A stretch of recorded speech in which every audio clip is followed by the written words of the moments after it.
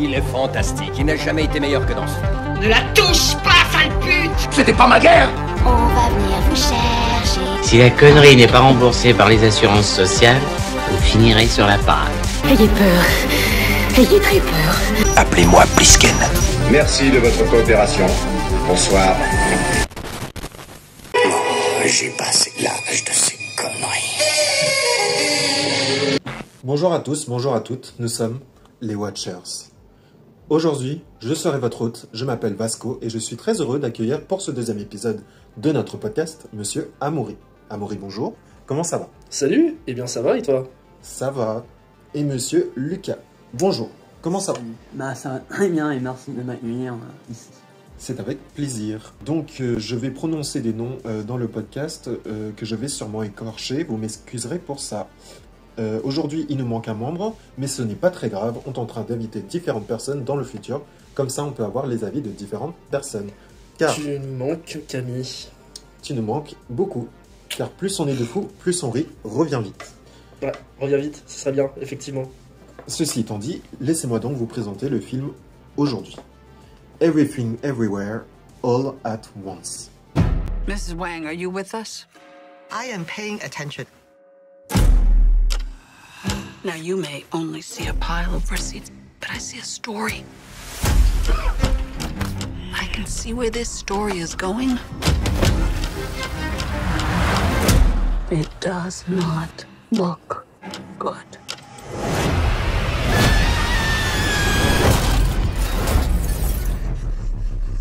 Un film sorti en 2023, écrit et réalisé par Daniel Kwan et Daniel Scheinert.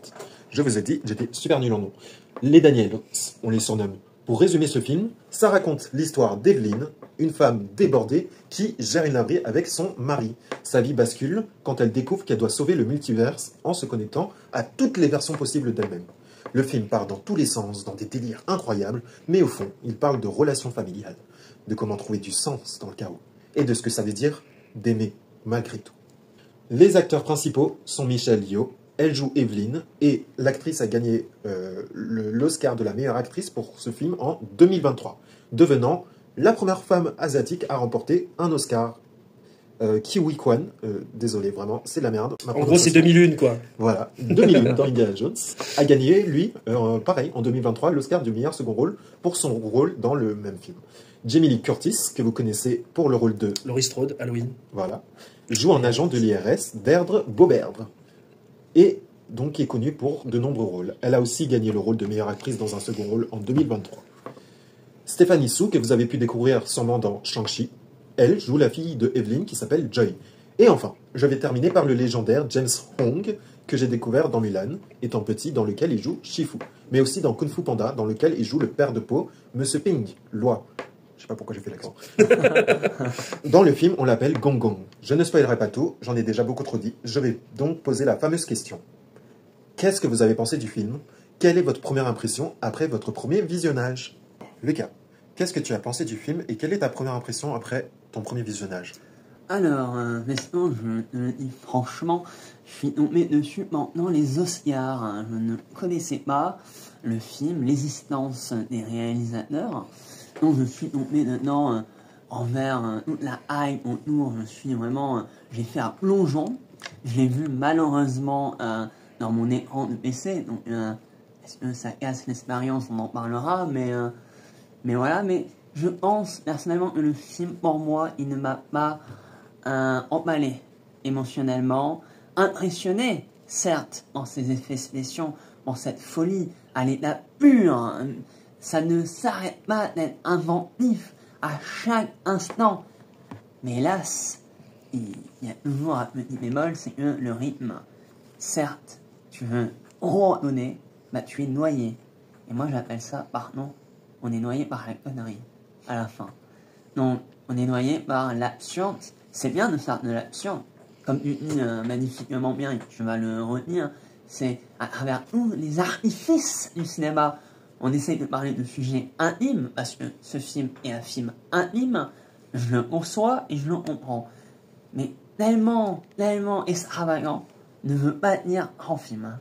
Ne veut pas tenir, je vais parler de mon sentiment. Oui, faire parler de cailloux, pour moi, ce n'est pas impressionnant en termes d'émotion. Donc, moi, personnellement, il m'a laissé de marbre. Voilà. Et je suis un peu d'accord avec toi par rapport à ce que tu dis. Moi aussi, je trouve que sur certains points, je trouve que le film m'a laissé aussi un peu de marbre. Et voilà. Si tu veux, je peux commencer mon avis à moi. Ok, vas-y, Amaury. Alors du coup, moi, je l'ai vu, on va dire plutôt hier soir, le film, tout simplement, parce que j'ai pas eu le temps, je bosse, voilà. Et en soi, j'ai connu le film grâce au trailer, même par rapport au festival des Oscars, que j'ai appris l'existence de ce film, comme Lucas. J'étais très content d'ailleurs que Michelle Yeoh ou que ce soit Kayan Khan, comment bon, même moi j'arrive même pas à le dire non plus, bon excusez-moi en tout cas de ma façon de dire son prénom, Kikwan, voilà, c'est ça. Bon, je vais l'appeler carrément 2001 de Indiana Jones parce que c'est le seul film auquel je connais et très peu les Goonies, mais voilà. Compréhensible. Et je suis très content quand même que ces deux acteurs aient remporté des Oscars pour ce rôle, sachant quand même que c'est un film auquel on sent que ça a voulu apporter du sang neuf un peu au cinéma, un peu de fraîcheur, en mélangeant un peu du cinéma entre guillemets d'action, parce que j'avais compris que les Daniels voulaient faire un film d'action avec le multiverse, et non vraiment faire un film d'auteur auquel les Oscars allaient se mêler dedans. Et je trouve que c'est très inventif en termes d'esthétisme, d'imagerie, et surtout c'est que c'est très inventif. Il y a beaucoup de mise en scène ou de changement de focale que je trouve qui est incroyable. Mais le film perd beaucoup, surtout en termes de trame d'histoire. J'ai l'impression que le film a été écrit en 2 pages.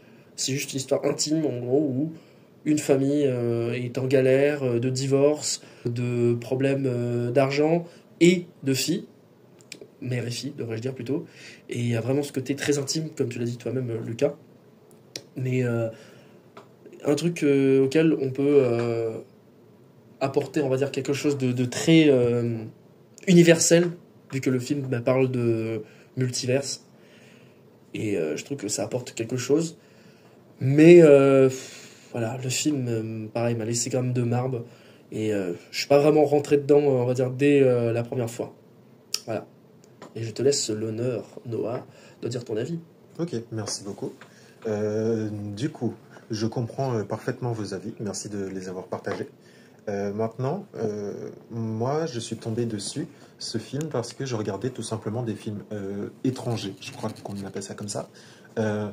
J'ai commencé du coup par Parasite, complètement par hasard. J'étais d'ailleurs en métropole à ce moment-là.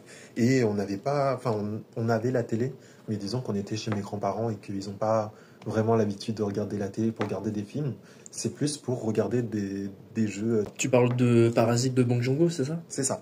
Okay. Donc, mes frères et sœurs ont commencé par me dire oui, il faut que tu regardes ce film, donc Parasite de Bong Joon-ho. Pardon, encore une fois pour la prononciation. Il n'y a pas de souci, même moi j'ai du mal à dire aussi, donc t'inquiète. Et même moi, pour ce film-là, je me suis dit oh non, c'est quoi ça encore? Après le visionnage, je me suis dit ah d'accord, très bien, je comprends pourquoi vous me l'avez fait regarder. Donc ça m'a beaucoup intéressé et je me suis dit bon, il y a ce film qui est justement oscarisé. Et ça m'a beaucoup intrigué, du coup, j'ai commencé à le regarder. Je ne l'ai pas regardé en entier la première fois, pour être honnête. Puis, la deuxième fois, je me suis dit, il faut quand même que je le finisse, donc je vais le finir en entier. Et en fait, moi, contrairement à vous, je l'ai vraiment trouvé incroyable, mais je comprends vraiment votre avis. C'est juste que moi, je suis très passionné niveau, du coup, science-fiction. Et même si c'est des sujets qui sont vraiment super mélangés, des sujets random comme, voilà le voyage dans le temps, les séries comme Doctor Who qui nous montrent des monstres qui sont improbables, qui sont vraiment random et tout, ça m'intéresse beaucoup. La philosophie m'intéresse, le réalisme modal m'intéresse, l'expressionnisme m'intéresse, et je trouve que dans ce film-là, il y a beaucoup de choses dont on peut parler, qui sont super intéressants, et je ne trouve pas que, par exemple, ça envoie dans différentes positions et dans différents, justement, voyages. Je trouve qu'il y a différentes parties à chaque fois, et c'est pour ça qu'il le montre tout, partout, et tout en même temps. Donc, c'est peut-être vraiment le truc de Rakakun, Ratatouille, je sais pas quoi. C'est peut-être random, vraiment, mais si tu le mets par rapport à l'histoire de Evelyn et de Joy, je trouve que ça a du sens. Je sais pas si vous voyez ce que je veux dire. Moi, je vois personnellement très bien, mais le problème, c'est qu'on va parler de ton voyage à toi en tant que spectateur. Tu l'as vu 2 fois. Oui. Tu t'en rappelles, la première fois et la deuxième fois, le nombre de jours que tu as attendu? Ah, oui, ouais, en effet. J'ai attendu 5 semaines. Voilà, donc c'est ça qui change. Si tu le subis, moi j'appelle ça subir. Pendant 2 heures, je pense, le film, t'as trop d'informations. Si je me souviens bien, je crois que c'est, pardon, si je me souviens bien, ça dure au moins 2h40 à peu près. C'est ça, donc quand tu le vois une fois, t'as trop d'informations, t'as trop de mise en scène. Même si t'es fan de metteur en scène, d'extravagance, que sais-je, t'en as trop la patate. Trop dans le visuel. D'ailleurs, c'est nommé, ce film, comme le film Ad-Vat-Dad, le renourri. Il est renourri en termes d'effets spéciaux, en termes d'histoire, en termes de complexité visuelle. C'est renourri. Donc, en une fois, en une bouchée, t'as envie de vomir, à un moment donné. Il y a des moments, j'ai l'impression, après c'est mon avis à moi, hein, mais c'est un peu grotesque ce que je vais dire, mais quand j'ai vu ce film, enfin le début en tout cas, des Daniels, j'ai l'impression d'avoir vu un film, même pas un film, mais ça peut comment quand cette série animée des années 2000 là, Tex Avril. J'ai l'impression que les Daniels m'ont pris des clés et m'ont secoué devant mes yeux en me disant regarde, il y a les clés, ça bouge. Et c'est comme ça que j'ai vu en fait compte ce côté bordélique avec le multiversel. Après, je pense que de mon avis, j'ai un peu de mal de plus en plus avec le multiverse, tout simplement parce que Marvel m'a gavé avec ça et je trouve que parler d'un même sujet constant dans plein de films différents, je trouve que ça aborde quelque chose de moins intime et du coup ça me parle peu. Plus on en parle de quelque chose, plus je trouve que le film a de l'importance et ça m'affecte moins comparé à quelque chose de beaucoup plus intime et auquel on parle moins. Ok, je comprends. En fait, le truc c'était qu'il y a 2 ans du coup, 2023, oui, il y a une certaine dichotomie parce que moi je ne regardais pas vraiment ce genre de film, je regardais justement des films vraiment assez, je vais pas dire stupides, mais des films plutôt simples, comme les Marvel. Franchement, je réfléchissais pas beaucoup, je regardais un film, j'aimais beaucoup, donc pour moi c'était mon film préféré à l'époque. Maintenant, il y a 2 ans, je me suis vraiment intéressé à des films qui ne m'étaient pas connus, qui étaient connus, mais qui ne m'étaient pas connus moi. Et je me suis dit, en fait, je ne suis pas cinéaste, parce que clairement, j'ai pas vu tous ces films-là. Et du coup, je me suis intéressé vraiment aux films étrangers, que ça soit russe, que ça soit polonais, etc. J'ai commencé ces 2 ans à regarder que des films vraiment oscarisés, des films, par exemple, comme le film de, comment il s'appelle, Robert Pattinson avec Willem Dafoe. Oui, The Lighthouse. The Lighthouse de Robert Eggers. C'est ça. Et c'est le style qui m'a intéressé. C'est le scénario des fois il était un peu étrange, mais voilà, ce genre de choses-là. Mais personnellement, je prends l'exemple de Everything Everywhere at Once et The Lighthouse. Ce que j'aime beaucoup avec ce parallèle, c'est que c'est un film qui te raconte d'une histoire un peu plus intime entre 2 gardiens de phare qui doivent surveiller un phare. Et pourtant, l'histoire est simple, mais il y a des choses extrêmement bizarres. Et pourtant, je trouve que c'est beaucoup plus compréhensif. Et surtout, c'est que ça amène quelque chose, d'un certain sens. Et Everything Everywhere at Once, le titre, c'est super long. Il est super long, nom de Dieu. J'ai l'impression que ça parle d'une chose, mais ça va dans tellement de sens. Et je pense que c'est ça la vision que les Daniels a voulu faire. Mais ça me touche pas, je sais pas pourquoi, j'arrive pas à rentrer dans le film, dans ce côté comme ça. Et d'ailleurs, j'aimerais aussi en discuter d'un truc, mais je vais d'abord laisser Noah. Je vais vous dire ce qui m'a touché, moi, dans le film. Je vais diviser ce sujet par les 3 personnages, Evelyn, Joy et Kikuan, du coup, le personnage de Waymond Wong. Evelyn, je disais, est un peu comme moi avant, parce que je croyais beaucoup en un certain nihilisme. Je me disais que voilà, comme la vie se termine forcément pour tout le monde, rien ne compte, donc ça sert à rien de vivre entièrement notre vie. Et Evelyn, c'est un peu ça dans le film. C'est justement une personne qui va être tellement occupé, qui ment même à son père, qui n'écoute même pas sa fille quand elle veut lui dire que elle aimerait assumer d'être avec la personne avec qui elle aime, etc. Et elle est là dans sa vie et elle prend l'habitude et c'est comme si vraiment elle vivait sans vivre. Maintenant, le personnage de Joy. Le personnage de Joy m'a énormément touché parce que c'est moi, encore une fois. Pardon, mais ça va être exactement la même chose. Mais le personnage de Joy, c'est ma relation plutôt avec mes parents, on va dire. Je vais pas tout raconter maintenant, mais en gros, j'ai ce truc où avec mes parents, c'est très compliqué parce que déjà, ma mère, c'est pas possible. Et mon père, disons qu'il est vraiment cool. C'est un vraiment très bon père. Mais voilà, des fois, il y a ce truc où il n'écoute pas ce que je lui dis parce que les adultes sont comme ça, je trouve. Les adultes, ils ont déjà vécu. Les adultes, ils sont là, moi j'ai fait ci, moi j'ai fait ça. Si toi, tu sais pas faire ça, bienvenue dans le monde d'adulte. C'est comme ça que ça marche et c'est pas autrement. Il n'y a pas de solution. Il n'y a pas de « oui, alors je vais t'expliquer ». Souvent, les adultes, vraiment, ils te laissent dans ta merde. Et c'est pour ça qu'ils sont parents aussi, techniquement. Mais je trouve qu'il n'y a pas d'aide. Et Joy, elle est vraiment désespérée parce qu'elle se sent vraiment pas entendue par ses parents ou par sa mère, Evelyn, parce que Waymond, il est plutôt du côté positif. Et c'est ça qui m'a touché beaucoup parce que j'ai l'impression de me voir moi, en fait. D'ailleurs, en parlant de Joy et sa relation, on va dire, toxique entre ses parents et elle, il y a ce côté un peu Spielberg, je trouve, dans l'aspect auquel l'enfant est un petit peu non pas vraiment absent, mais c'est plutôt les parents qui sont absents et elle essaie un peu de faire un peu sa vie de son côté, mais sauf que les adultes sont plus préoccupés par leurs problèmes que leur enfant. Et ça me rappelle un peu E.T., mais en version multiverselle, clairement. Oui, je comprends. Oui, oui. Le système de Jobutopaki aussi, E.T., ouais, exactement. E.T., c'est totalement ça. Donc, et Waymond Wang, le truc dans le multiverse où tu te souviens, tu t'as parlé de la scène avec la cigarette, etc. Et la fois où Evelyn, elle devient riche. Et j'ai appelé ça la scène de mon kawaii. La scène où elle devient riche et une grande star. Et Waymond, il se débrouille pour devenir fortuné, on va dire. Il n'est pas riche, mais il est fortuné. Waymond lui dit, dans chaque univers, qu'il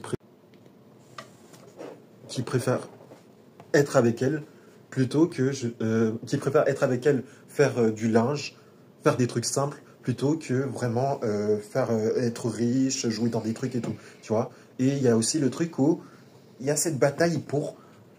ça rejoint Superman dans un sens aussi. Il y a cette bataille pour être toujours gentil, pour se battre, on est d'accord, mais pour se battre avec gentillesse, pour être toujours là, pour faire rigoler, avec ces petits yeux qu'il met à chaque fois sur son magasin et tout. Et Evelyn, elle est là, mais tu mets pas ça, c'est pas drôle, etc. Il est toujours positif avec les gens, il danse avec et tout. Mais d'ailleurs, en plus, je crois que la conclusion du film, c'est Evelyn avec un petit œil sur son front, là. En gros, c'est une belle conclusion pour dire comme quoi qu'elle accepte en gros ce qu'elle est, ainsi que son mari et sa fille. Ouais. Et voilà, il y a vraiment des scènes, je trouve, qui sont super touchantes parce qu'ils sont, comment on dit, rapprochables. C'est compliqué, mais moi, personnellement, ce que je me dis là, en fait, les personnages, ce que je dis personnellement, le livre, je trouve que c'est très bon et ce film est thérapeutique, je pense, pour moi, donc c'est fantastique. Mais pour les trois personnages, pour les spectateurs qui ne s'identifient pas, ils sont pendant 2h50 face à une thérapie qui ne veulent pas avoir, qui n'a pas payé pour. Et l'artifice nous permet d'avancer dans l'histoire, il nous permet d'être divertis. Le cinéma doit avoir des allures d'action, de comédie, de drame, enfin un mélange de divertissement. Je comprends. Mais là, il est tellement brouillon pour moi. À un moment donné, on passe sur les cailloux qui communiquent. Je dis, il y a des conteneurs intimes, mais bam, ça va dans une citation, et quand on met un truc dans le cul, c'est bizarre quand même. Non, il y a dans l'univers, pour moi, tue l'histoire. C'est comme Inception, Inception l'a bien fait, il a été modéré. Et il y a plusieurs couches qui nous amènent à se dire, en fait, on ne monte pas à la surface, mais on s'effondre, en fait, à néant. Ça s'appelle l'ennui. Il y a un côté auquel c'est vrai que j'ai l'impression que le film, au fur et à mesure qu'il essaye un peu de dire « Viens, regarde, c'est intéressant », et ça se régresse au fur et à mesure chaque fois, et après ça remonte. En fait, ça fait un peu comme des montagnes russes, un peu dans le film. Je suis à la fois d'accord avec Noah, et d'un côté, je suis d'accord avec Lucas. D'un côté, c'est un film auquel c'est une très bonne thérapie, auquel on pourrait parler avec des parents, auquel on pourrait en discuter avec leur enfant. Et même, je pense que ça peut être un très bon film, tu regardes ça avec un gamin de 10 ans, même de 8 ans. En soi, il n'y a pas vraiment d'une certaine violence, en soi, entre guillemets. Attends, pause. Si les gens... non, pas pause ça. Si les gens regardent vice-versa à 10 ans, Ouais. je pense que les gens peuvent regarder Everything Everywhere All At Once à 10 ans. Vice-versa. Oh oui, vice-versa. Non, pour moi, c'est une arnaque. Pas faux. Non, je parle bien. Pas faux. Moi, j'ai une haine pour non. Parce que vice-versa a l'imaginaire d'un enfant. C'est-à-dire l'imagination qui vient de l'animation. Le film, je vais pas dire j'ai du mal, mais lui, il veut être adulte, enfant, parent, et il me dit je dois où est mes repères. Tu vas me dire, c'est la famille, c'est la maman. Mais non, ça marche pas. Moi, j'imagine pas la tête d'un enfant où il est baladé pendant 2h50 à aller dans un autre univers. Je pense même Marvel est plus adapté pour les enfants que ce film, que je trouve d'ailleurs les Daniels se regardent un peu filmer personnellement. Okay. Mais ils le font bien, hein. Mais ils se regardent filmer. Mais d'ailleurs, en parlant des Daniels, moi, si je devais dire par rapport à un film que j'ai adoré et que je considère comme mes films préférés de leur filmographie, c'est Sweet Army Men avec Daniel Radcliffe et Paul Dano, que je considère meilleur, en tout cas, que Everything Everywhere All At Once. Que, comme je dis, se rapproche auquel cet aspect intime entre un type suicidaire qui s'est perdu sur une île et un espèce de cadavre péteur qui permet d'utiliser comme une bouée de sauvetage pour retourner sur le continent. Je trouve ça génial, inventif. Et surtout, c'est que c'est simple l'histoire, mais c'est tellement passionnant, c'est tellement émotif que moi, ça me touche encore plus que Everything Everywhere All At Once. Bon, je pense que je vais dire Everything à chaque fois parce que j'en ai un peu marre de ce putain de titre. Daniel Radcliffe et Paul Dano, il est poétique et identifiable.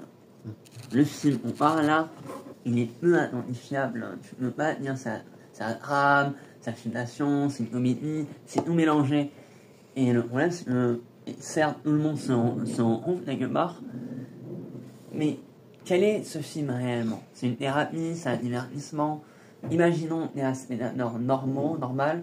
Tu vas voir le film sans rien attendre. À la fin, t'as quoi? À part avoir la tête totalement brouillée. Ok, je vais te dire ça. Alors, je vais prendre un autre exemple du coup. Ouais. Mais je pense que, honnêtement, les spectateurs aujourd'hui, ils s'attendent à beaucoup de choses. C'est-à-dire qu'ils vont pas au cinéma pour... Ouais, ils vont pas au cinéma pour réfléchir, mais ils vont au cinéma plutôt pour se divertir. Donc que ça soit de la thérapie ou autre, il faut que quelque chose se passe, sinon les gens vont s'ennuyer. Après, tu regardes chez toi des films d'auteur, des trucs où il se passe pas grand-chose, etc. Mais c'est quand même très poétique. Mais par exemple, le Bullet Train, avec Brad Pitt, je sais plus qui est le réalisateur. Je crois que c'est David Lynch, le mec qui a fait John Wick. Ouais. Non. Et c'est ça, c'est David Lynch. Bah, celui qui a fait John Wick. Si. Tu regardes sa filmographie, il a scénarisé. Scénarisé, il va réaliser. Je sais pas, en fait. Si. Parce que dans Deadpool 2, à un moment. C'est pas. Non, mais dans Deadpool 2, t'as un moment, dans marqué réalisateur, t'as marqué c'est celui qui a buté le chien de John Wick. Donc c'est le réalisateur de. Je pense que c'est lui le réalisateur. Mais après, je te laisse rechercher. Mais vas-y, continue. Donc, ce film, je ne l'ai pas aimé, clairement. Mais c'est pareil. Il se passe tellement de choses que le film, il fait ça. Il est dans un train, mais c'est quand même n'importe quoi. Et les gens ont aimé, les enfants ont aimé, les grands-parents ont aimé. Il a très bien réussi au box-office. Ouais. Donc, comme quoi, je pense que même un film comme Everything... c'est trop long. En fait, tu sors de la salle et tu retiens 1 heure, 2 heures de thérapie. Et en même temps, il y a ce truc où j'ai vu quand même des femmes, des hommes pleurer et tout, et ça fait du bien en fait. Pareil, comme je dis, c'est une espèce de thérapie. Donc, quand tu sors de la salle, peut-être que tu pleures, peut-être que tu ressens des émotions parce que ça te touche toi. Si ça te touche pas, c'est ok. Si t'aimes pas, c'est ok. Mais pour la majeure partie des gens, je pense que maintenant, au jour d'aujourd'hui, c'est malheureux, mais je pense que ça fonctionne mieux ce genre de film. que les films que vous regardez du coup. Que les films d'auteur. Ouais. Après, je pense que. Wow, c'est vrai, les films, vous regardez. Non, pardon. Les films d'ailleurs qu'on regarde parce qu'ils sont pas les seuls. Après, peut-être que les gens préfèrent Brad Pitt qu'à Michel Yeoh. Hein. Non, mais après, Mulholland Drive, comme tu as dit, c'est un film ultra avec de l'action, de la folie, de la débilité. Mais ça reste dans une ligne. C'est vrai. On a une ligne narrative. Là, en vrai, c'est une ligne, mais on est dans un étage à un autre. Ouais. D'ailleurs, je suis encore d'imaginer, mais imaginez si à la place des Daniels, c'était Nolan qui faisait Everything. Je pense qu'il n'aurait même pas fait ça. Le mec il part déjà dans tous les sens du terme avec le temps. Mais Ouais, lui, mais lui, ce serait. Oh non, vous savez quoi? J'ai même une meilleure idée. David Lynch. David Lynch, je suis sûr qu'il aurait même fait un meilleur film. Il serait tellement parti dans le cauchemar total chez lui. Bah oui, après, chaque réalisateur à sa manière. Moi, Nolan, dans ce film-là, s'il l'aurait réalisé, il aurait notamment modéré l'émotion. Parce que Nolan, dans l'émotion, c'est la froideur, lui, chez lui. C'est, parfois ça va, il sait bien, ça va être l'art des l'arts, on en parle, l'émotion est quand même très bien là. Mais les Daniels ont réalisé un film à eux. C'est-à-dire, bam, eux, c'est bon, on les voit. Mais est-ce que c'est du cinéma mais avancé? Je ne trouve pas. Moi, personnellement, je trouve que c'est pas vraiment un film, je vais dire, allez, c'est pas un chef-d'œuvre. C'est pas un chef-d'œuvre. C'est regardable, ça se regarde, c'est superbe comme film. Ouais. Mais je ne regarderai pas une deuxième fois, ni une troisième fois pour le moment. Peut-être que j'ai l'impression que c'est un film qui se digère. Il faut le regarder. Tu peux le regarder une première fois. Et tu attendras, allez, 2 ans, 3 ans, allez, même pourquoi pas, allez, je vais dire 1 an, pour essayer de le revoir en guise, on va dire, de nostalgie, entre guillemets. C'est un peu comme un film que tu as vu à Noël et que tu le revois par pur plaisir parce que tu l'as kiffé. Honnêtement, je l'ai regardé 5 fois. Oui. Ouais.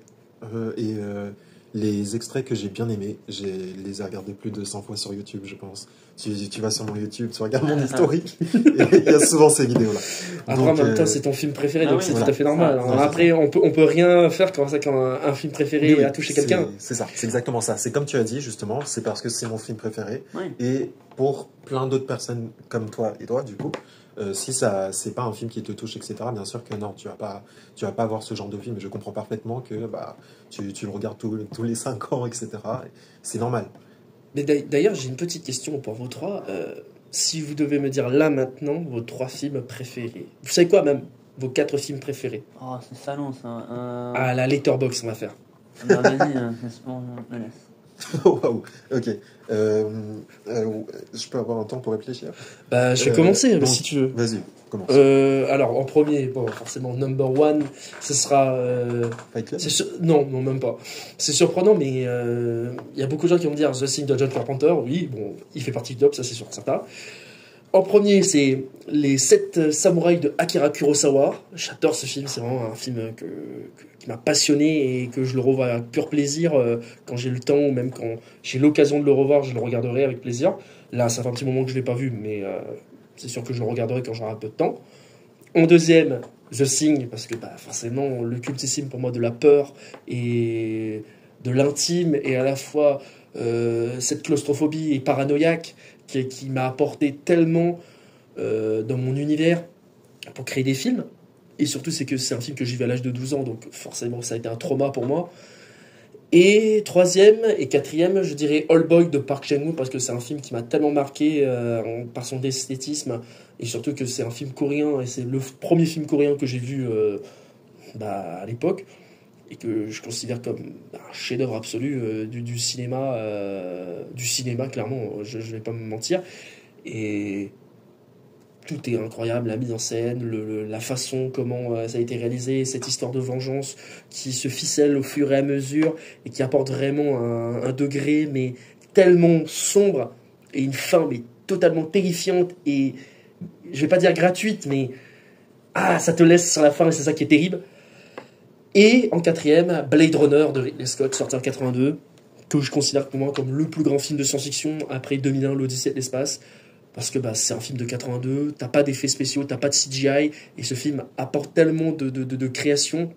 Et surtout, c'est que c'est un bel hommage au cyberpunk japonais. Et tout se rejoint encore au cinéma asiatique avec Old Boy, les 7 samouraïs. Et ça apporte une histoire vraiment magnifique dans un monde totalement sombre. Et on peut dire clairement que notre monde à nous, il est un peu sombre quand même. On va pas se mentir, avec les guerres, avec les merdes, avec tout ça. Et quelque part, on vit un peu dans un monde un peu dystopique. On n'a pas les gratte-ciel, tout ça, ni les vaisseaux spatials, ni les lasers. Mais on vit un peu dans un monde un peu à la Blade Runner, sans pourtant qu'il pleut tout le temps. Voilà. Bah, mais c'est bon. Tu es là ou je le fais? Vas-y. Non. Alors, moi, j'ai 5 films. Bon, vous allez me redemander la semaine prochaine, ça va changer, mais le premier et le deuxième, ça va pas changer. Alors, le cinquième, on va dire, c'est Reviens-moi avec Keira Knightley et James McAvoy. C'est pour moi l'un des plus bons films romantiques tragiques que j'ai pu voir dans ma vie.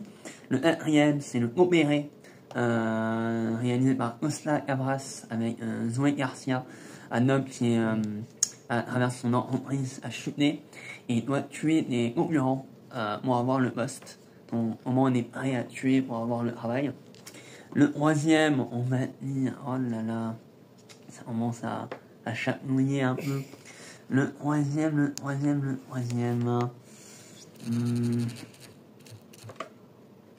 Allez, Ne le dis à personne, Guillaume Canet, que j'aime énormément. Pour moi, c'est un immense thriller français. Le deuxième, c'est La prochaine fois, je viserai le cœur de Cédric Angers, un gendarme qui enquête sur les meurtres. Et en fait, il s'enquête sur lui-même parce que c'est lui qui fait les meurtres. C'est passionnant. Et le premier, c'est Trans de Danny Boyle. Que je pense c'est le film qui m'a fait. Lequel? J'ai pas compris. Trans. Trainspotting? Non, Trans. Ok. De Danny Boyle. C'est un film que peu de gens l'ont vu. Mais moi, à travers ce film, j'ai aimé le cinéma. J'ai aimé la complexité. J'ai aimé la violence. J'ai aimé le sexe. J'ai aimé tout, en fait, à travers ce film. Ouais. D'accord. Très bon choix d'ailleurs, Danny Boyle en premier. Ouais. Très bon choix. Et toi, du coup? Alors, moi, j'ai des goûts de gamin de 8 ans. Alors, après, tout le monde a le droit de choisir des films à regarder. Sur Letterboxd, t'as bien des gens qui adorent les deux blondes, les deux fausses blondes. Hein. Ouais, j'avoue. Donc, moi, je vais commencer par The Dark Knight de Christopher Nolan. C'est pas parce que directement c'est Batman, etc. Moi, c'est pour ça que... parce que c'est Nolan, c'est ça? Non, c'est pour ça que, en fait, je voulais parler aussi de Everything Everywhere All at Once. C'est parce que je pense que depuis quelques années, je suis très connecté à mes émotions. J'ai jamais été, je suis un robot depuis que je suis né. Mais mes parents me disaient que quand j'étais petit, que je faisais des énormes colères et puis au bout d'un moment, plus rien. J'avais disparu et j'avais plus aucune émotion. Mais en fait, c'était pas ça. Moi, je connais la raison, c'est parce que je pouvais pas leur parler, tout simplement. Il y avait ce truc où j'étais tout seul et si je me plaignais, il me sortait des leçons, vraiment des leçons de vie dont j'avais pas besoin. Du coup, je fermais ma bouche. Donc, moi, j'ai toujours tenté de les rendre fiers, etc., en faisant des choses et tout. Et au bout d'un moment, je me suis dit, bon, bah, ils m'ont tellement... Enfin, ils ont essayé de m'aider, ils ont essayé pas de m'acheter des psys, mais que je suis allé en séance de psy, parce que je ne parlais pas du tout. Mais quand il s'agissait de vraies discussions, il n'y avait personne pour parler. Donc, moi, la manière pour moi de m'évader, c'était justement les films. Donc c'est pour ça que depuis quelques années, je suis très connecté à mes émotions. Et The Dark Knight, c'est un des films qui vraiment m'a ému au niveau émotion, tout simplement. Et comme j'ai dit, je suis très philosophique. Et les parallèles qu'il fait Nolan dans tous ses films, les trois, Batman Begins, The Dark Knight et The Dark Knight Rises, à chaque fois, il revient au même sujet. Il y a des citations qui reviennent là. Et en fait, il y a des lignes que tu retiens dans le troisième, qui vont dans le deuxième et tout. Je trouve ça incroyable. D'ailleurs, en parlant de Nolan et la trilogie de The Dark Knight, je trouve que c'est un film quand même que, quand j'y repense, ça traite en fait pas mal d'émotions. En fait, et il y a beaucoup d'espoir pour un film qui est censé parler quand même d'un chevalier noir qui défend une ville qui s'appelle Gotham. Et comparé au Batman de Zack Snyder, j'ai l'impression que c'est un Superman déguisé en Batman pour le coup. C'est ça. Tu vois, je trouve que même si c'est Batman, comme tu dis, je trouve qu'il y a un certain sens de la justice que j'aime beaucoup. Et je vais même aller un petit peu trop loin en disant que si on enlevait Batman et que voilà, on disait ouais, c'est un mec random qui essaie de sauver sa cité et il n'a pas de pouvoir du tout et tout, je trouve que ça serait quand même un putain de film. Après, tu voulais parler? Non, t'as tout à fait raison. Et ouais. Après, personnellement, j'aime bien. On va revenir un peu sur ton top après. Je suis pas très fan personnellement de la ville de Gotham qui a été fait dans le 2 et dans le 3e. Que je trouve que c'est plus Chicago que Gotham City. Okay. Et le premier, Batman Begins, on sent que c'est vraiment fait. On sent que c'est Gotham, c'est sale, c'est crasseux. Ça rappelle vraiment la ville de The Batman de Robert Pattinson. Et là, j'ai vraiment vu Gotham, j'ai vraiment vu une ville sale, pourrie par la criminalité. Là, ce que j'ai vu dans The Dark Knight et The Dark Knight Rises, j'ai vu Nolan qui a filmé des bâtiments avec des couleurs bleues qui rappellent Michael Mann de Heat avec Robert De Niro et Val Kilmer et Al Pacino. C'est comme ça que je conçois. Après, c'est un très grand fan de Michael Mann. Mais non, voilà, c'est un peu dommage, mais voilà. T'as tout à fait raison. J'ai hésité avec The Batman en plus. C'est aussi grâce aux effets, aux SFX. Et je préfère quand les effets sont faits manuellement plutôt que d'utiliser tout le temps du CGI ou de l'IA. J'aime pas trop en général et je trouve qu'on utilise ça un peu tout le temps maintenant. Ensuite, le deuxième, bon, c'est 6 ans maintenant. Là-haut, de Pete Docter. Je trouve que c'est... Attends quoi, Dr. Dolittle? Non, là-haut. Ah ok, d'accord. Le réalisateur, ça va être Pete Docter. Ok, d'accord, j'ai entendu Eddie Murphy dans ma tête, je sais pas pourquoi. Mec. Non, je vais arrêter là. C'est parce que t'es noir, c'est ça? Oui, c'est ça. Non, là-haut, je trouve que c'est une super bonne histoire. On pourrait s'arrêter à l'intro tellement le film est incroyable et il se finit vraiment poétiquement. Et c'est vraiment l'histoire d'un mec qui a perdu sa raison de vivre et qui rencontre un ange et qui vraiment finit sa vie par se dire bon bah voilà, j'ai pas tout perdu. J'ai perdu peut-être un élément qui m'était cher, mais j'ai pas tout perdu et je suis encore en vie. C'est incroyable pour moi. Pour une poignée de dollars de Sergio Leone, ça, je trouve que c'est... Je l'ai découvert au cinéma quand j'étais en seconde. On faisait des ateliers cinéma au Cinépalme. Et en fait, on avait regardé la première séance, un film avec des personnes qui s'aimaient beaucoup, une femme et une femme. Et en fait, non, il n'y avait même pas de truc de LGBTQ, etc. C'était juste que le film avait l'air un peu étrange parce que c'était justement une histoire de... Oui, on va tuer le mari d'une des femmes. Et les femmes, ils étaient hyper proches et tu avais l'impression que, tu vois, mais non. Mais vous étiez dans quelle classe? En seconde. Et du coup, bah, toute la séance de cinéma, tous les élèves, ils étaient en mode ouais. Oh. Et pour la deuxième séance, du coup, on a regardé pour une poignée de dollars et c'est là que j'ai découvert ma passion pour les cow-boys et pour le western. Tu l'as vu au cinéma? Je l'ai vu au cinéma. Ouais. Maintenant que tu le dis, moi aussi, j'avais vu. Enfin, c'est pas la première fois que j'ai vu une poignée de dollars. Je l'avais vu bien à la télé avec mon père à l'époque, quand j'étais un môme. Mais voir une poignée de dollars au cinéma sur un grand écran. Putain, c'est quelque chose, voir le grand Clint Eastwood jeune à l'époque, dans son grande toile, tu te fais... Ok, d'accord, ça c'est du cinéma. Là, je vais faire comme dirait Scorsese, absolu cinéma. J'adore ce même à force. Mais en plus, c'est vrai, c'est vraiment ça, c'est que bah, je l'ai regardé et je pouvais pas décrocher mes yeux tellement c'était incroyable.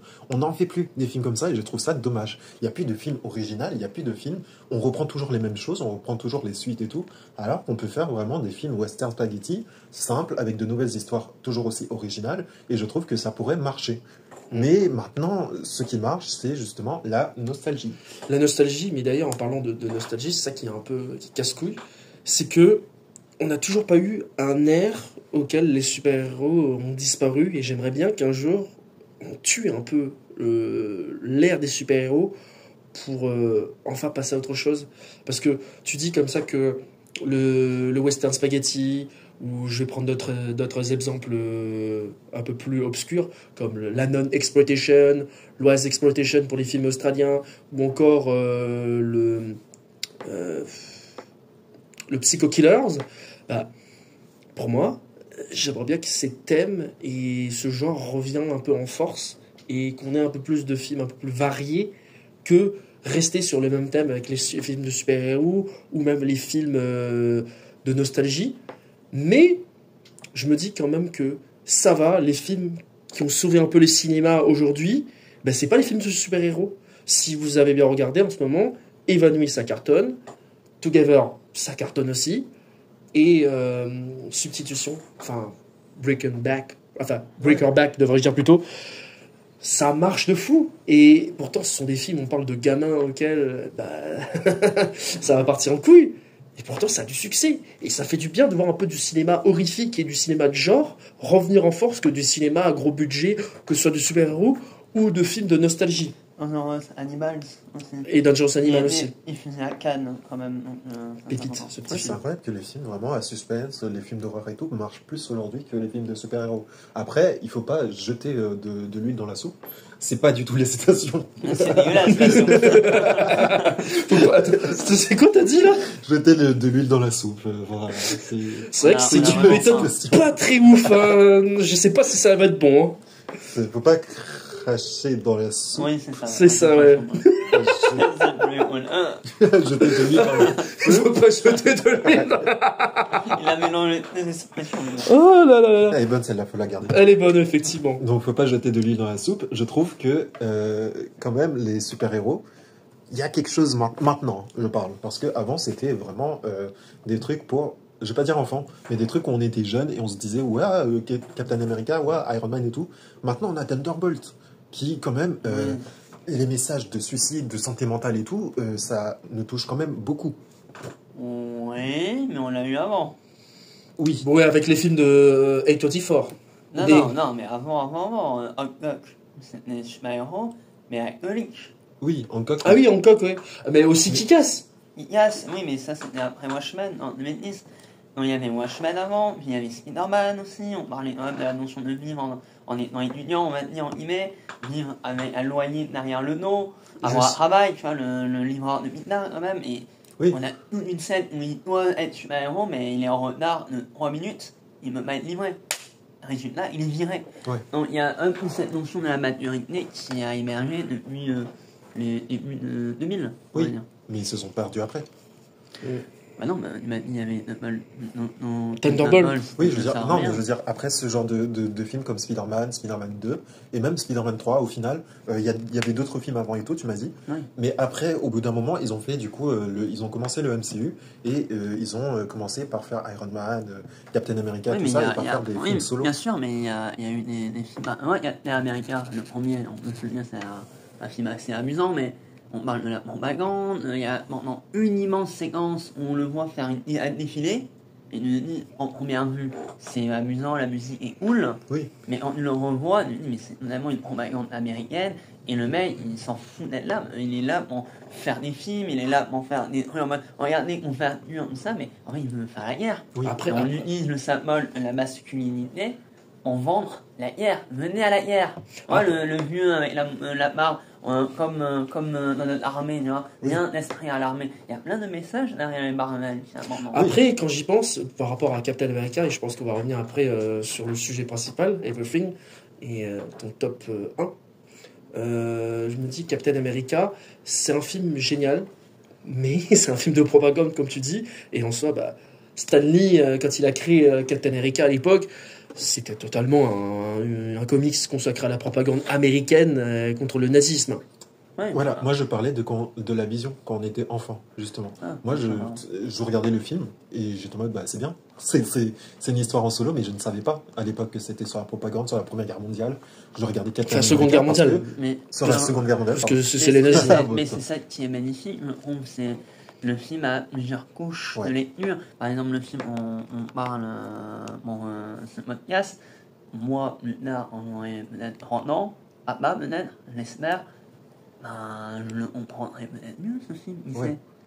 Donc, tu vois, la fascination des films, c'est qu'ils peuvent vivre encore à travers notre cœur et notre mentalité. Sinon, on évolue. On évolue, le film évolue aussi. Ouais. Donc, c'est ça la vie. Peut-être que je pense que ce sera ça. Je pense que c'est un film universel, auquel on pourra se dire, c'est en fonction de l'âge qu'on peut comprendre ce que c'est que d'être père, ce que c'est que d'avoir une fille, ce que c'est que d'avoir des problèmes de jeunes adultes. Enfin, je vais pas dire de jeunes adultes, mais plutôt dans la quarantaine ou trentaine d'années ou cinquantaine d'années. Là, pour le moment, que ce soit moi ou vous deux, on a tous nos problèmes de jeunes, de 20 ans, 30 ans, voilà. Et on n'a pas encore l'expérience pour savoir en gros ce qui fait que on peut en parler par rapport aux problèmes de parents et de filles, tout ça, quoi. Ouais. Voilà. Ouais, c'est ça. Et mon top 1, du coup, le film dont on parle aujourd'hui, du coup. Après, je suis comme Lucas, parce que je change beaucoup de films. Beaucoup. Presque toutes les semaines. Donc, au bout d'un moment, je dis, ouais, ça c'est mon film préféré. Mais peut-être que la semaine prochaine, ça sera dans mon top 5. Et ça sera mon numéro 5. Ouais. Ça me rappelle un peu le même de Pedro Pascal avec Nicolas Cage. Et t'as Pedro qui dit What is your favorite movies? Et t'as Nicolas Cage qui fait Favorite movies? Oh my god! Et lui il dit que c'est Paddington son film préféré. Ouais, Paddington 2. Et lui il dit What the fuck? Et là, et il pleure devant la fin, il fait Oh, it's best movie, man! Il est incroyable Paddington, moi je l'aime bien, moi, en vrai. Ah, moi j'ai jamais terminé. En plus, c'est fou à quel point que je suis vraiment un vieux, parce que je me rappelle que je jouais à Paddington sur un vieux Windows de 97 à l'époque. Ouais. Il y a un jeu carrément. Il y avait un jeu Paddington, et en gros tu devais jouer, en gros c'était un jeu interactif où tu incarnais Paddington, tu devais chercher des objets, tu devais compter des trucs. Je me rappelle, il y avait un niveau auquel je détestais, c'était compter le nombre de sachets de riz ou de légumes, oui, parce qu'en gros, sans être raciste, et putain, j'ai l'impression on parle d'un film asiatique et tout est lié à l'Asie, parce que Paddington, il y a un passage auquel dans le film, enfin dans le jeu, t'as un passage où Paddington est en Chine et il doit faire des courses dans un marché chinois et il doit acheter du riz, combien de légumes, combien de machins. Et je comprenais pas ce putain de passage. Mais t'avais quel âge on a joué là maintenant, on a quel âge? J'ai 28 ans là. 28 ans? Et t'as joué au jeu Paddington? Oh! Mais quel âge on a joué? J'avais 7 ans ou 6 ans, comme ça. Ah ouais? Mais j'ai senti. Quand Paddington 1? Je me rappelle même plus, ça fait longtemps. Mais j'avais Paddington, j'avais Adibou et tout ça, quoi. C'est sorti en 2014, non? Non, on parle des films. Paddington qui était sorti sur l'ordinateur, il y avait déjà normalement des BD ou même des dessins animés à l'époque. Mais Paddington, mon gars! Mais il n'a pas fumé, mon gars! Non, en Angleterre, attends. Mais Paddington, c'est une idée originale, ce n'est pas tiré de la BD. Normalement, je sais pas, je sais pas. Mais je sais qu'il y a eu un jeu auquel j'ai joué à l'époque. Alors, c'est quand même fou quand même. Il est sorti en 2009. Encore? En 2009. C'est un ours de fiction créé par l'écrivain britannique Michael Bond. Ben voilà, c'est un putain de bouquin, c'est ce que je vous dis. Ah ouais, c'est un bouquin. Il est né quand? Alors, 23 livres écrits de... Attends. Ça bug un petit peu, j'arrive. Mais par contre, ça me fume de voir, c'est qu'on parle tout à l'heure de Everything, et on parle de Paddington, voilà, et comme quoi... Ça part en couille ce podcast, voilà, deuxième épisode. Alors, dans une série de 23 livres écrits de 1958 à 2012. Ah oui, ça va. Voilà. Comme quoi, j'avais pas tort. Mais on n'a jamais dit la Le premier film, c'est 2014. D'ailleurs, est-ce que vous voulez parler d'autre chose par rapport au film ou pas? Moi, je pense, on a tout dit. Après, on a vu qu'il y a eu des désaccords qui a été, je pense, bien communiqué. Mais Vespo a totalement livré son amour dans ce film et j'espère que ça va plaire et ça va communiquer.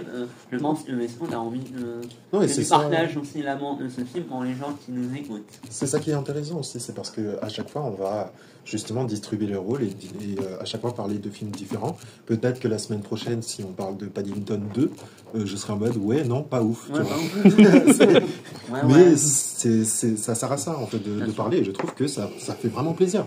Même si on n'est pas du même côté, on n'est pas du même avis et tout, il y a quand même ce débat qu'on peut avoir et que je trouve particulièrement intéressant parce que toujours avoir le même avis serait très ennuyant, je trouve. D'ailleurs, en parlant de ce film, et je pense qu'on va peut-être après terminer, on va conclure ce débat avec quelques anecdotes. Et on va terminer sur quelque chose d'intéressant, puisque j'ai trouvé des anecdotes. Voilà, il y a carrément un petit ourson là, quand se balader dans le multivers. Tu te demandes pourquoi il est là. Ah non, mais je suis là juste parce que je mange mon pain de mie. Voilà, du miel, voilà. Alors, de ce que j'ai compris dans la première anecdote, c'est que Michelle Yeoh ne devait pas avoir le rôle principal. Et en gros, les réalisateurs avaient écrit le film principalement pour Jackie Chan. Mais maintenant que j'y pense, c'est vrai que comme que Kylan Kong. Oh putain, j'arrive pas à le dire à chaque fois. Ki-Kwan, voilà. Je trouve qu'il a le rôle parfait de Jackie Chan, parce qu'il y a ce côté Jackie Chan en fait dans cet aspect. On n'a pas parlé d'ailleurs en fait cet aspect très arts martiaux justement, et on n'a pas trop aussi parlé aussi de Jamie Lee Curtis d'ailleurs.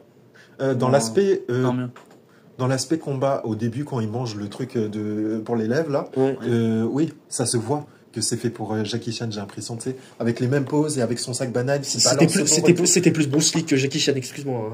Bruce Lee.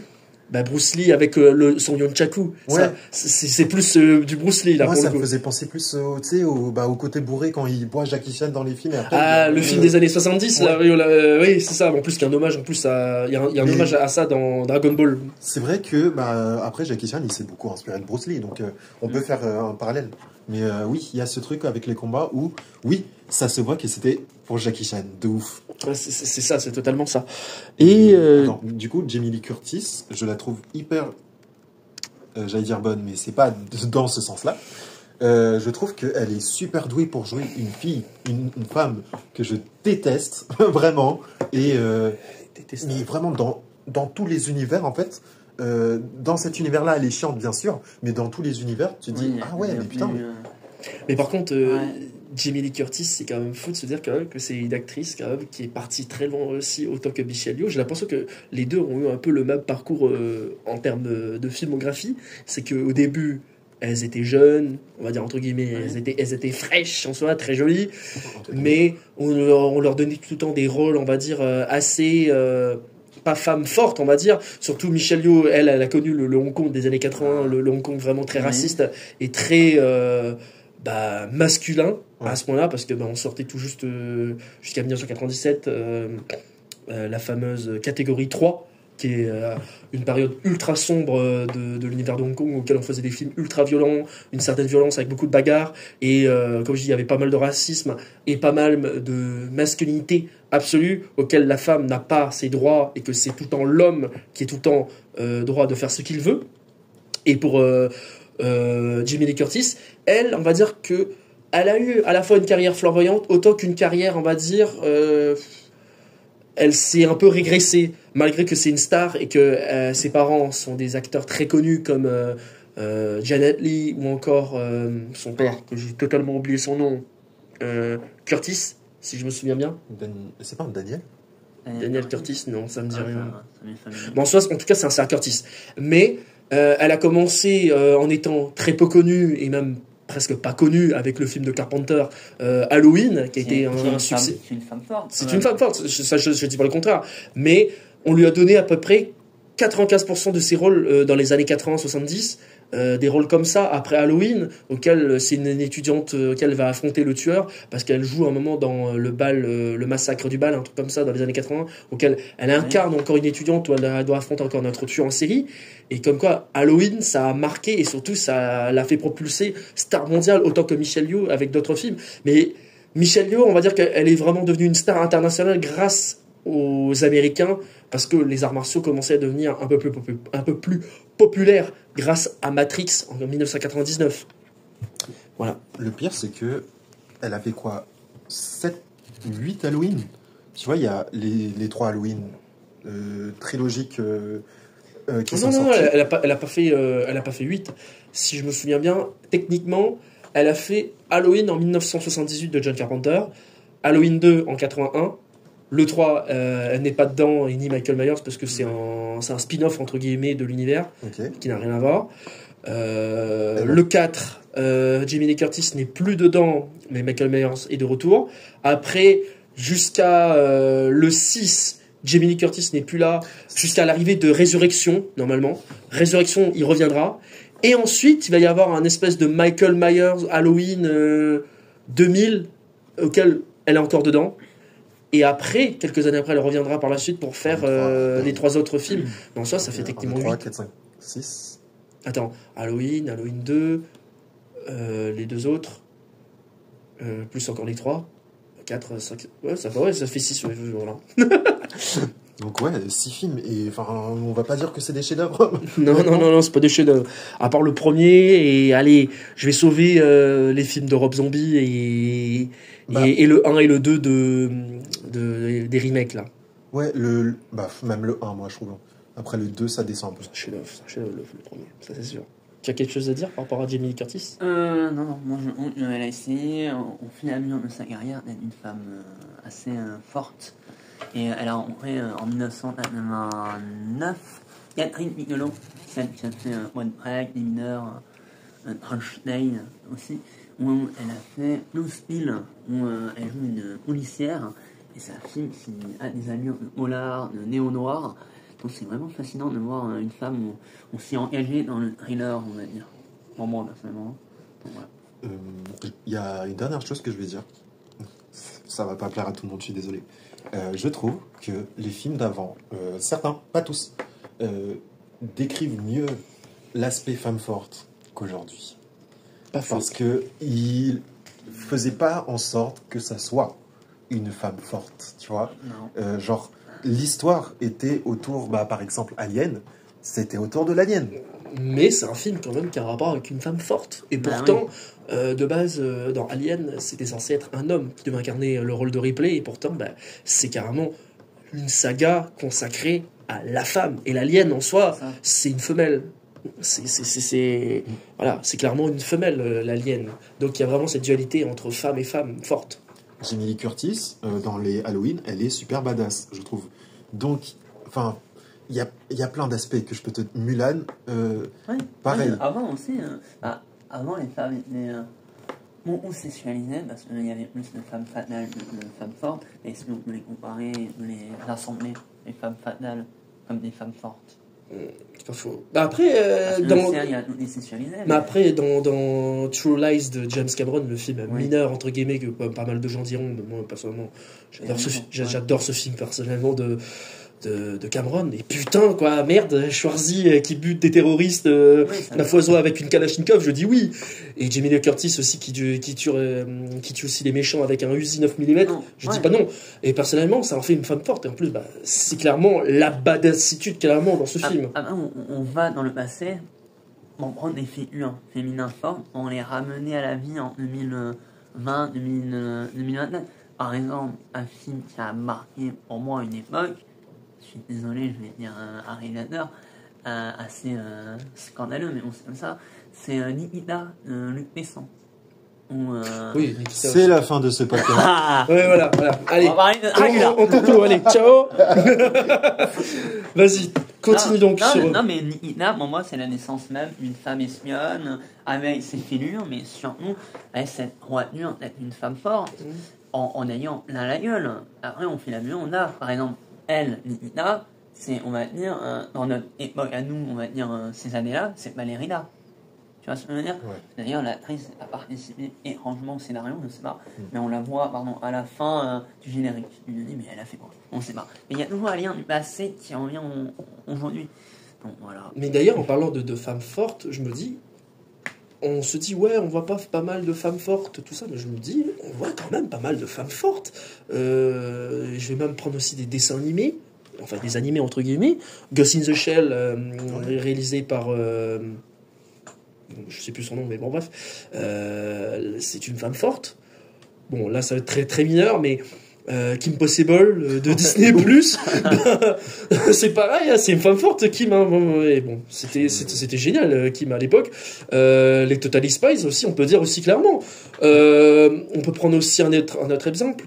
Prenons les films Matrix. Les films Matrix avec Trinity, c'est une femme forte. Wonder Woman avec Gal Gadot, pareil, c'est une femme forte. En fait, je peux t'en citer plein. Enfin, pareil, je peux t'en citer plein. Et je pense qu'avant, ils faisaient vraiment pas exprès. Enfin, ils te sortaient des scénarios où, voilà, c'était des hommes ou des femmes, tu vois. Ils étaient super charismatiques, super badass et tout. Mais ils étaient pas dans leur agenda à écrire, oui. Il faut ce rôle-là, il faut ce rôle-là. Malheureusement, aujourd'hui, on ne peut plus faire des femmes fortes. Bon, le résultat, Valerina. Ça n'a pas marché. Parce que c'est une femme. Incroyable ce film. Et ça, le pire, moi j'adore ça, cette anecdote. Pour vraiment attirer le plus grand nombre, Le nom, c'est pas Ballerina. C'est Ballerina dans le monde, dans l'univers de John Wick. Et dans non, monde John Wick. Et dans l'affiche, on le montre. On dit aux gens, les gars, masculin, les mâles alpha. Venez, il y a John Wick. C'est affolant. Et d'ailleurs, je suis d'accord avec toi. Ballerina est quand même exceptionnel. Je ne sais pas si tu l'as vu, mais je le conseille vivement. Okay, non, mais ça me disait de le voir, mais j'ai pas eu le temps après. Il y a un film, pareil, que j'ai beaucoup aimé et que presque personne n'a aimé. Je ne sais plus le nom. Alors, attends. C'est un film avec Ryan Gosling et Ana de Armas. Oui. Ryan Gosling et Ana. Attends, c'est pas un film des frères Russo. Ah oui, non. Attends. Le fameux trou de balle de Tom Holland. Non. C'est Chéri. Ah ouais, c'est ça, le trou du cul de Tom Holland. C'est pas ça. En fait, pour vous expliquer, c'est un peu une blague entre nous, entre moi et Noah, voilà. Redman, alors c'est sur Netflix. Oui, c'est ça, The Great Man, c'est ça. Ah non. Oui, c'est ça, Great Man avec Ryan Gosling, Ana de Armas et Chris Evans. Oui, c'est... Ce film-là, honnêtement, je l'ai beaucoup aimé et je dis, je vais être honnête, pas pour Ryan Gosling, justement. Pour Ana de Armas. En fait, Ballerina, on a pensé à elle, tout simplement, pour son petit rôle dans No Time to Die, le dernier de 2007. Elle a une mini-apparition, et à ce moment-là, on s'est dit, mais elle est incroyable. Personnellement, j'aurais aimé dans No Time to Die que ce soit elle, la James Bond girl ultime de ce dernier film, que la putain de Léa Seydoux. Non, mais elle est pas mauvaise, mais je préfère Eva Green. Moi, j'aime pas trop Léa Seydoux, je suis pas un fan. Ah ouais? Non, pas du tout cette femme. Je sais pas pourquoi, mais... Je sais pas, on dirait on dirait qu'elle a l'air prétentieuse. D'ailleurs, ça s'arrête sur Léa Seydoux qui est prétentieuse. Merci de nous avoir écoutés et bientôt. Bon, je termine juste sur les anecdotes et après on va terminer. Alors, je disais en premier comme quoi que de base, le film était censé avoir notre cher Jackie Chan en premier rôle, mais du coup, c'est Michelle Yeoh finalement qui a complètement changé le ton du film en passant du film un film d'action d'arts martiaux à un film d'une femme immigrée et mère de famille et qui donne de la profondeur émotionnelle inattendue. Et en plus, c'est Michelle qui a d'ailleurs dit qu'elle voyait ce rôle comme un peu comme le rôle de sa vie. Deuxième anecdote, Kai Young-kang, l'acteur qui joue 2001, faisait son grand retour. En plus, c'est vrai qu'on l'a pas vu depuis énormément, cet acteur, depuis les Goonies et Indiana Jones. Et Kai Young-kang, en gros, il est connu pour Indiana Jones et le Temple Maudit et les Goonies. Et en gros, il avait quitté Hollywood à l'époque, après plus de 20 ans, faute à des rôles auxquels asiatiques. Et du coup, son dernier fait, c'était dans Crazy Rich Asiat. Et il a eu une envie de revenir et il est passé au casting pour Everything Everywhere. Et les derniers ont été bouleversés par sa sincérité et sa douceur et mélancolique qui a profondément nourri le personnage de Wayland. Enfin, Wayman. Et sa voix aussi. Sa voix est unique. C'est vrai quand même qu'il a une voix très féminine, j'ai envie de dire. Et on porte parfaitement. Je ne sais pas si vous l'avez vu. Pour l'Oscar. Dans les Oscars, c'est très émouvant. Il a le discours le mieux. Ça m'a fait pleurer. Ça m'a fait grave pleurer. Et il a beaucoup sa relation avec Brendan Fraser. Brendan Fraser aussi, il est incroyable. C'est magnifique, Brendan Fraser prononcer. Il dit c'est ça le multivers. mais d'ailleurs, en plus, j'espère que pour les prochains Oscars, on va le revoir encore faire ces petits shootings photos avec tous les stars là. Oui, mais le problème, c'est ça, il va rechuter. Oui, c'est le pauvre. Il a eu un film. Bon, la Saint-Valentin, un film d'action que je n'ai pas vu. J'ai vu les chorégraphies plutôt fun, mais je ne l'ai pas vu. Mais malheureusement, il repart sur les VOD. Ouais. Et ça, c'est triste. Ça, c'est triste, effectivement. Alors, la troisième anecdote, c'est que la mise en scène a été totalement faite artisanalement. Comme on a dit tout à l'heure. En gros, il y a eu 5 personnes aux effets spéciaux. Et le film a eu une équipe de VFX gigantesque. Comme chez Marvel, en réalité, seulement 5 personnes ont géré les effets spéciaux numériques du film, et ce sont les réalisateurs eux-mêmes et même leurs amis proches qui ont été formés en autodidacte sur After Effects. Donc il en faut très peu de budget pour faire du montage. C'est très ironique quand on parle de ce podcast. Beaucoup de temps, je pense. Comment ? Très peu de budget, mais beaucoup de temps. Ça, c'est sûr. Ensuite, la quatrième anecdote, c'est que les focales et les objectifs ont été choisis pour perturber le spectateur. C'est bien réussi. C'est totalement ça, on va pas se mentir. Et le chef opérateur, Larkin Safely, excusez-moi de mon orthographe, a utilisé des objectifs vintage et des focales très courtes, souvent entre 12 et 18 mm, pour amplifier le côté désorienté et surréaliste du multiverse. Certaines séquences sont volontairement tournées avec une fausse netteté et une lisérée chromatique pour donner l'impression d'un monde qui bug comme une réalité instantanée. Des avis là-dessus ? Non.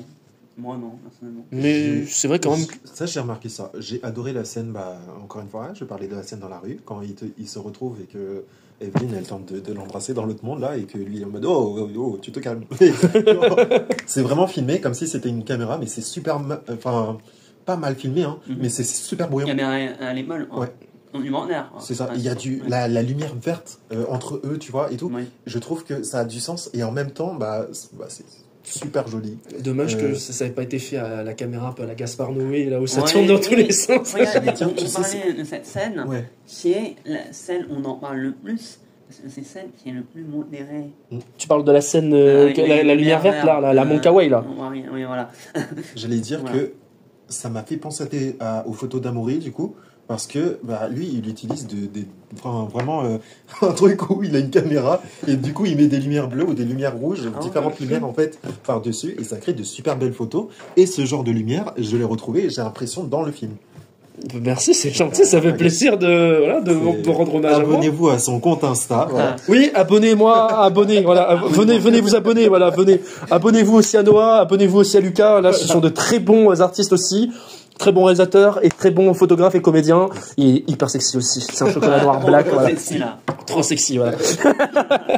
6e anecdote, ou plutôt 5e devrais-je dire. Jamie Lee Curtis a improvisé son look en fonction du chaos. Et en gros, Jamie Lee Curtis, c'est en gros qui joue la contrôleuse des impôts. Elle a proposé elle-même de se vieillir et de grossir un peu et de casser son image de glamour. Ainsi, pour investir dans le rôle d'un film d'auteur ultra réalisme. Et ces scènes sont tellement absurdes qu'elle en fait d'elle une femme moins forte. Et du coup, elle a voulu jouer cette espèce d'air sérieux glaçant qui renforce le malaise. Loufoque. Et très loufoque, c'est vrai pour le coup. C'est vrai que très loufoque. Quand elle met je pense que tu l'as pas vu, mais quand elle met le papier et qu'elle se fout le truc. Si, bien sûr. Il a tout vu. Il a tout vu. Mais bien sûr, j'ai tout vu, bien sûr. Et le fameux film. 6e anecdote, devrais-je dire. Le film a été inspiré sur la philosophie nihiliste de Rick et Morty. Ça, je savais pas ça, par contre. En gros, les Daniels, ils ont dit comme quoi qu'ils sont inspirés de Rick et Morty, mais aussi de Aizersh Gandera. Je sais pas c'est qui. Et des questionnements autour du vide existentiel. Le personnage de Juba Tapaki. Voilà. La fille est une figure nihiliste, elle peut tout faire, tout voir, mais plus rien n'a de sens. Et c'est face à ce vide que le film oppose la tendresse, le rien, et devient un appel à tout, à aimer malgré tout. Ouais, c'est vrai que au départ, elle commence par être justement Joy et tout. Après, elle devient une Jubato. Et à force de que sa mère, elle évolue en fait dans le film, sa famille et tout. J'ai l'impression que le personnage disparaît. Et laisse entrevoir une Joy en fait plus déprimée que jamais, mais au fond du coup elle réussit à se relier avec ses parents, je trouve, et elle devient aveugle dans un certain sens, alors que le logo du truc c'est un œil. Non, je veux pas m'écouter, non, je suis une adolescent, merde, non, mais c'est ennuyant, à un moment donné, écoute. Et ferme ta gueule. Non. Moi, mais tu peux dire pareil d'Evelyn. Mais oui, on a fait. En fait, le film manque de communication, en fait. Voilà. Pendant 2h50, c'est. Parle, putain, parle. Et il parle pas, c'est l'enculé. Non, pardon. Il n'y a pas de souci. Mais il y a tout ce que vous voulez. Philosophiquement, ça reste à chier. Non, pour moi, je suis désolé. Non, mais ça te touche. Et si ça ne touche, je suis un homme heureux. Non, vraiment, je le pense sincèrement. Mais pour moi, c'est le moins bon de la production à maintenant. D'accord. Parce que trop d'effets tue le film. Je suis à la fois d'accord et pas d'accord, moi. Voilà, je suis entre les deux, moi. Mais le film, après on en parle. Bon bref, finissons-en avec 3 autres anecdotes. Après, je pense qu'on va finir parce que je sens que je vais assassiner quelqu'un dans ce putain de podcast de merde. Alors, la 7e anecdote, c'est que le rocher qui parle a été tourné sans aucun son. En gros, la fameuse scène, en gros, on voit 2 rochers avec des sous-titres, a été tournée sans aucun effet sonore ni musique pour créer un vrai moment de respiration. Les Daniels voulaient que le public ressente une pause, un vide cosmique. est une des scènes préférées de beaucoup de spectateurs parce qu'elle montre à quel point que le film est capable d'émotion sans rien montrer, juste deux cailloux. Ça parle philosophie et c'est aussi très culturel, je trouve. Ah, en fait, ça veut dire que je suis pas culturel, moi. Non, c'est pas ça. Pas mal. Non, je vois pas de ça, mais genre, c'est dans putain, c'est dans la culture un peu, j'ai peur de dire japonais ou je sais pas quoi, asiatique. Oui, on va dire asiatique, parce que en fait j'ai l'impression que vraiment c'est le podcast asiatique, là, il manque plus que des musiques chinoises et c'est bon, là. Non. Alors, j'allais faire une blague aussi, mais je vais me taire, je vais fermer ma gueule. Mais non, je trouve que c'est particulièrement beau et il y a un truc où ça part dans tous les sens et il y a ce truc où c'est juste des pierres et t'es là, ça fait du bien. Il n'y a plus de son, tu lis juste les sous-titres et c'est beau. C'est vraiment, quand tu lis la conversation, ça te fait penser vraiment à une relation complexe, encore une fois, entre Joy et Evelyn. Et pour moi, ça m'a fait penser à ma relation avec mon père, du coup. C'est tant mieux, ça veut dire que le film arrive à être universel sur ses promos, et toi, tu as pu être identifiable et identifié, donc heureux, ça t'a... Moi aussi, je suis heureux pour toi aussi, voilà. Mec. Vous êtes heureux pour moi? Mais oui, on est heureux, vraiment. C'est moins cher, ouais, t'as vu, regarde un podcast de 1 heure, ça suffit, c'est pas bon, on parle, hein. 8e et avant-dernière anecdote, le budget du film a été inférieur à la plupart des films Marvel. Le film a coûté que 25 millions de dollars et c'est une somme très modeste pour un film aussi ambitieux. À titre de comparaison, le Doctor Strange 2 de Sam Raimi a coûté plus de 200 millions de dollars et pourtant Everything Everywhere a proposé une vision de multivers bien plus intime, inventif et bouleversante en étant infiniment plus libre artistiquement. Et je suis tout à fait d'accord avec cette anecdote comparée à Marvel de merde. Et beaucoup mieux. Voilà. Et d'ailleurs, je vous avais parlé en bagnole, vous savez, l'histoire de Jamie Lee Curtis contre Marvel. J'ai l'anecdote. Jamie Lee Curtis versus Marvel, une opposition d'esprit. En gros, Jamie Lee Curtis, s'est moqué des films de Marvel, gentiment entre guillemets, pour dire que lors de la promo de Everything Everywhere All at Once, Jamie Lee Curtis n'a pas hésité à troller Marvel et Doctor Strange, qui est sorti à peu près au même moment. Elle a posté sur Instagram que le film avait coûté que 25 mois de budget et 100 fois plus au cœur d'investissement. Donc, elle dit, nous avons notre propre multivers et le nôtre est fait avec de l'amour, de l'âme et du chaos. Elle a aussi précisé que Everything n'avait pas besoin de CGI géant pour toucher le public, une petite pique à Marvel, mais aussi une vraie fierté d'avoir fait un film indépendant, libre et audacieux. Et moi, elle fait ça. Et... Vas-y. Ah, mais moi, elle dit ça. Marvel n'a rien fait contre elle. Donc si elle le technique en avance, ça veut dire qu'elle sait son film est nul. Non. Pas mon son de saturation, mec. Ah, mais je parle fort. Mais faut parler. Non, mais plus sérieusement, ouais. Pourquoi? Parce que tout simplement, parce que le film est sorti à la même période que Everything, et surtout c'est que les deux films traitent de multivers. Oui, donc c'est comparable en soi. Il ne crache pas dessus, il ne fait rien. Il dit il y a un autre film, voilà, mais moi cracher dessus. Moi je préfère personnellement que voir Jamie Lee Curtis cracher sur un film Marvel que cracher sur Everything. Excuse-moi. Oui, parce que toi t'aimes pas Marvel. Moi je déteste Marvel à un point absolu. J'ai bien aimé les 4 Fantastiques parce que c'est un film qui n'avait complètement rien à voir avec Marvel quand je l'ai vu. Au début c'est Marvel. Rien à foutre. Voilà. Tu vois, t'as hurlé que ce film était nul. Je pense que t'as fait la même chose que Jamie Lee Curtis, techniquement. Non. Ah oui, merde. Tu vois, sinon, on peut dire. Sinon, on peut dire aussi. En fait, sinon aussi, on peut dire aussi que les films de Guillaume Canet, c'est nul à chier, hein. Les arguments, on en parle.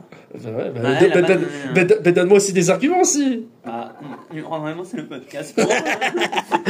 Il y a un autre truc par rapport à Jamie Lee Curtis, c'est que Jamie Lee Curtis et son rôle à contre-emploi. Son rôle dans le film est à l'opposé de l'archétype Marvel. Dans Everything Everywhere at Once, Jamie Lee Curtis joue la contrôleuse d'herbe. Bon, bref. En gros, elle est frustrée, mal gotée, fagotée plutôt, avec un physique anti-glamour, très loin d'un rôle de super-héroïne, et elle s'est transformée physiquement pour le rôle, pas de maquillage flatteur, des postures rigides et des vêtements beiges, moches et à souhait. Et c'est là toute la force du film, valoriser les marginaux, les laisser pour compte, et les gens qu'on ne verrait jamais dans un Marvel. Pas de corps sculptés, pas de héros sauveurs, juste des êtres humains paumés dans le chaos du quotidien. Un multivers plus audacieux que Marvel. Everything propose une vraie réflexion, là où Marvel reste dans le divertissement, et dans le multivers de Marvel, on est souvent un prétexte pour une connexion avec les franchises comme Spider-Man, comme les Avengers, ou les trucs de mes couilles à la con, et Everything, et dans le contraire du multivers, devient un miroir de l'âme, une réflexion sur les regrets, la vie, et qu'on n'a pas vécu, la dépression, le vide, et la tendresse qui nous sauve. Et Jamie Lee Curtis dira aussi qu'elle a soutenu cette vision en disant que le film est une déclaration d'amour à l'absurde et au réel.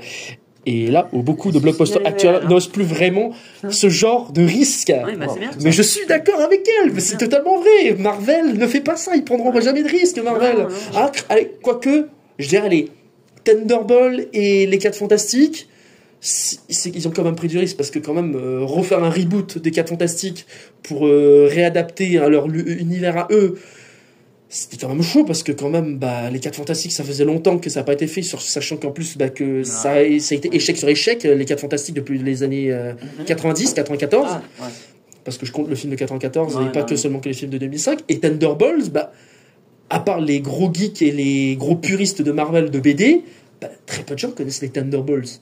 Ouais. Donc en soi, c'est un film aussi risqué, j'ai envie de dire.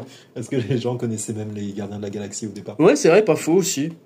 Et pour conclure, Jamie Lee Curtis, en rejoignant le film Everything Everywhere, montre qu'on peut jouer un rôle de culte sans cap, sans effets spéciaux massifs et avec une vraie âme, une vraie prise de risque artistique. Et ça, c'est peut-être une plus grande différence entre un film que tout l'univers de Marvel. Et je suis d'accord. Bravo, pas de la conclusion et merci, à bientôt. J'aimerais parler d'une dernière scène, pardon, pour finir, pour moi. La ouais, scène c'est où... ça. non. La scène, justement, avec les doigts saucisses. Quoi? Ouais. Dans... Ah oui, ok, d'accord. Oui, c'est bon, j'ai vu, c'est bon, je me rappelle plus. La scène avec les ouais. C'est parti. Et le clin d'œil à 2001, l'Odyssée de l'espace, si je me trompe pas.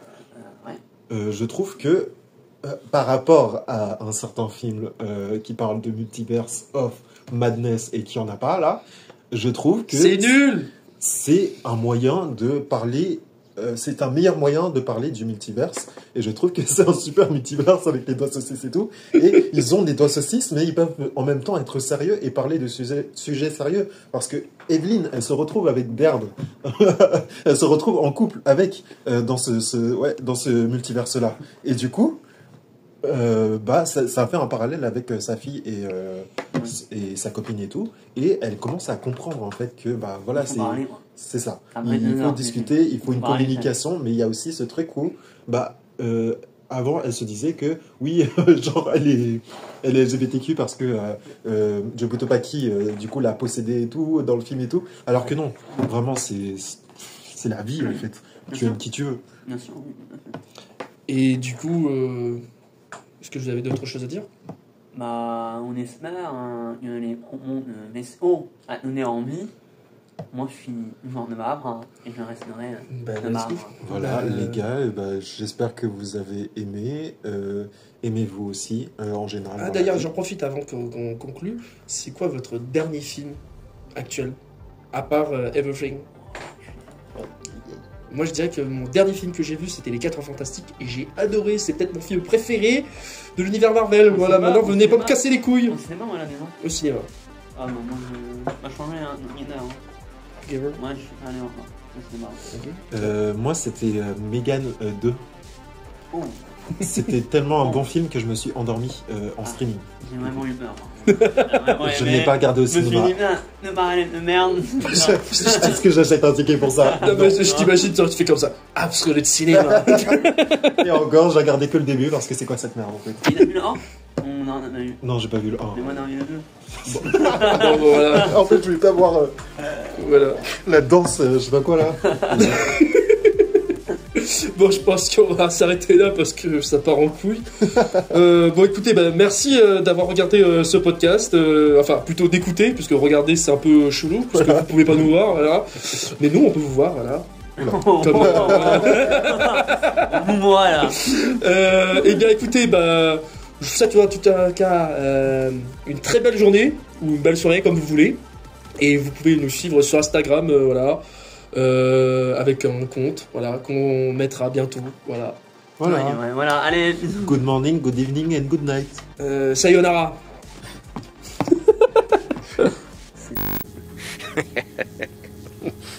Qu'est-ce que je me suis marré.